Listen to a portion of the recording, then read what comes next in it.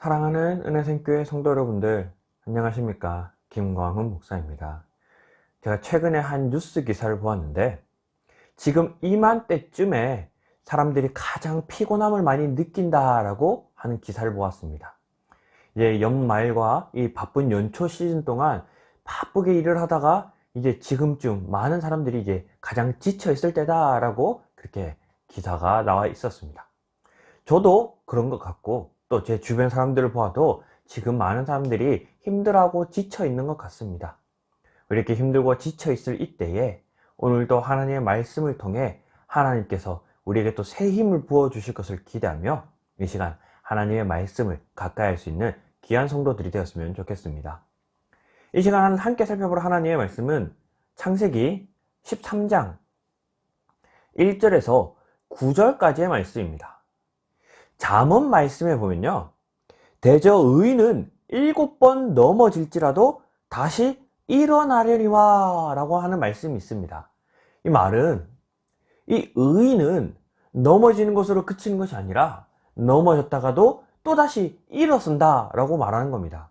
이게 무슨 뜻이냐면 죄악을 범하다가도 또 하나님을 떠나 살다가도 그가 자기가 지금 죄악 속에 있다라는 것, 하나님을 떠나 있다라는 것을 깨닫는다면 그 즉시 신발을 털어버리고 다시 하나님께로 돌아오는 자들이다 라고 말하고 있습니다.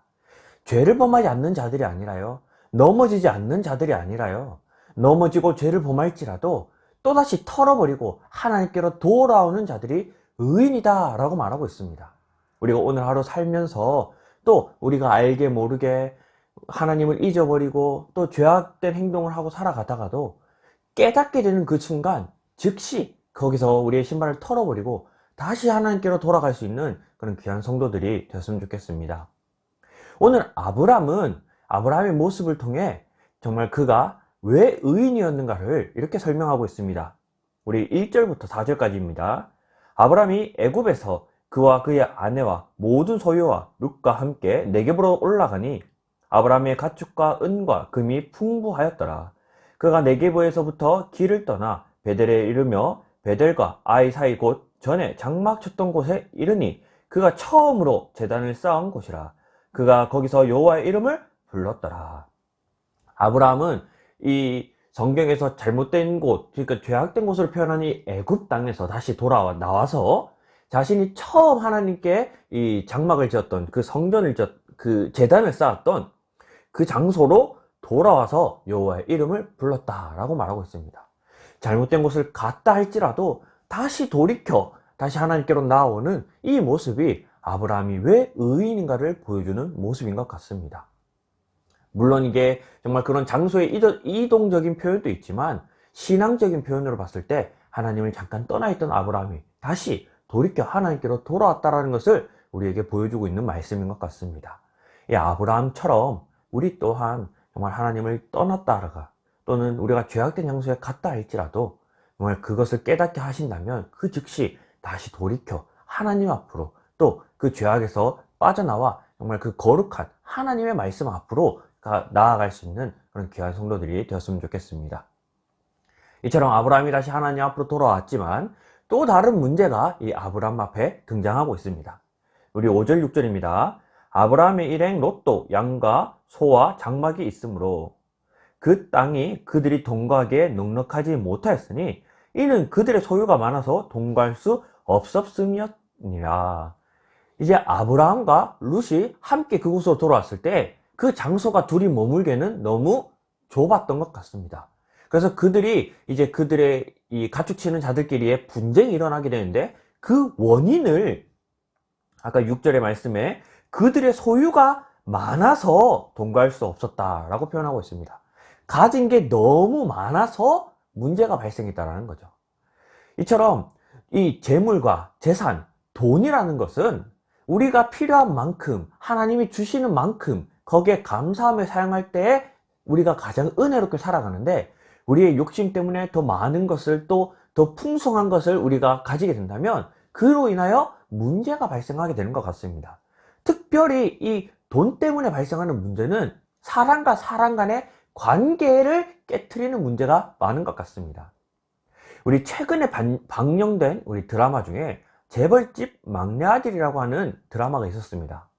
이 드라마에는 이 대기업을 이제 창업을 해서 정말 그 기업을 아주 크게 정말 성장시킨 이 진양철이라고 하는 한 회장이 등장하는데, 이 회장은 그 돈을 모으기 위해 그 회사를 더욱더 성장시키고 더욱더 크게 만들기 위해서 때로는 가족을 버리기도 하고요, 때로는 친구를 배신하기도 하고요, 정말 외롭게 홀로 살아가는 그 모습을 보여주고 있습니다. 이처럼 돈이라는 것은 많아지면 많아질수록 사람 간의 관계가 더욱더 멀어지게 하는 그러한 이 문제를 발생시키는 것 같습니다. 그래서 우리 오늘 하루 정말 우리가 돈에 대한 욕심보다는 하나님이 우리에게 필요한 만큼 필요할 때 주시는 그 물질을 통해 감사함을 느끼고 또 하나님께 기뻐하고 찬양하는 마음으로 우리가 만족하며 살 수 있는 그런 귀한 성도들이 되었으면 좋겠습니다.